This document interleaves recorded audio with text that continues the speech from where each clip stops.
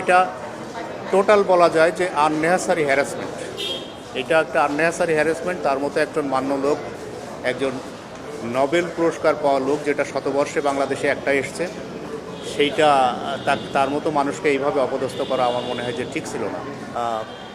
Appeal allow করেছে, যে professor Yunus সাহেবের যে আপিল ছিল অনারেবল অ্যাপিলেট ডিভিশনে হাইকোর্টের জাজমেন্টের এগেনস্টে, সেই আপিলটি অ্যালাউ করেছে। এবং হাইকোর্ট যে এইটা কোয়াশমেন্টের যে ওনাদের যে পিটিশন ছিল হাইকোর্ট ডিভিশনে, সেটা যে সামারি রিজেক্ট করেছিল, সেটা আজকে সেটিসফাইড করে দিয়েছে, অর্থাৎ বাতিল করে দিয়েছে। অর্থাৎ মামলাটাই বাতিল হলো।